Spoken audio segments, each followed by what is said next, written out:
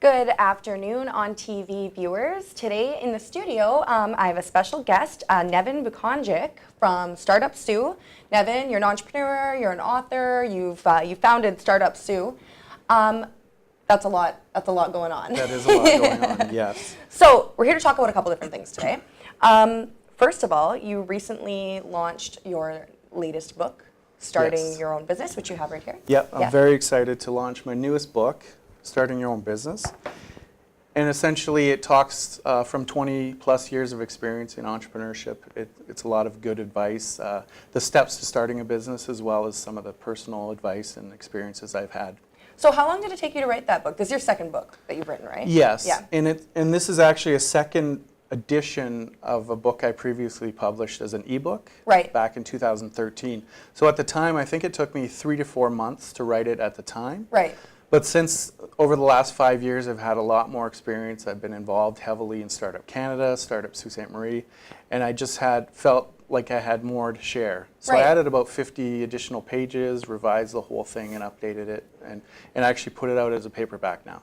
Nice. So what are the key things if someone was reading your book? Like what would they really pull from it based on your experience in entrepreneurship?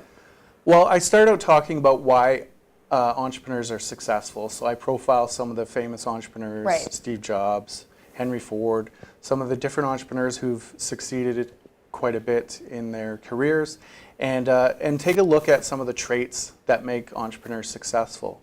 Having creativity, the ability to see the big picture, risk taker, the ability to work well with people. There's a number of traits that are common to successful entrepreneurs. Exactly. Right.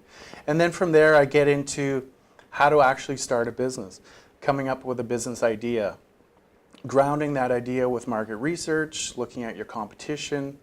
You know, if you're going to be looking at getting funding for the business, you're going to be wanting to write a business plan. But if you're not getting funding, if it's something, the big buzzword today is side gigs and side hustles, which are typically low risk, low cost side businesses. So in that case, in a lot of cases, you don't need a full-blown business plan. So I talk about some of the alternatives, like a one-page business plan, business model canvas. Kind of less traditional means of pitching a business idea. Exactly, exactly. And then from there, I just get into the steps of actually starting the business, thinking about incorporation or sole proprietorship, the different formats. And then I really get into the exciting part for me, which is marketing on a small budget. Right.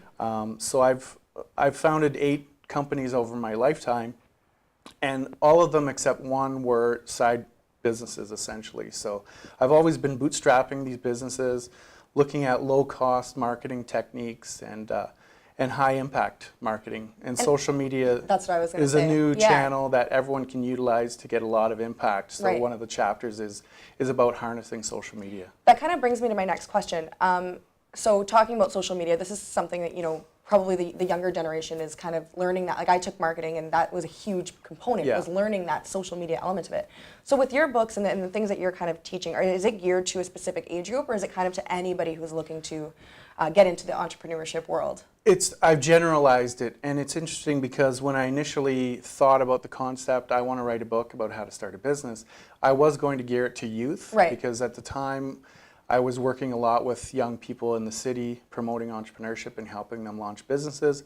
And I really loved that sort of niche and working with students and things like that. But then when I thought about it more, at the time, because it was a Kindle ebook, I didn't think there would be a lot of young people buying ebooks at the time. This was 2013. So I switched gears and sort of more generalized it. So today the book is for really anybody who's looking to start a business and get some good advice. And where can people find your book if they want to buy it? Both of my books are available on Amazon.com, Amazon.ca, any of the Amazon sites. Right. I'm also looking to have some local retailers carry the paperbacks since both are now paperbacks. So awesome. I'm really excited about that. Great. So we're going to go to a commercial, and when we get back, Nevin, I want to talk a little bit more about Startup Sue and any tips that you might have for entrepreneurs in our city and what kind of resources available for them. Sounds great. Stay tuned, and we'll be right back after this.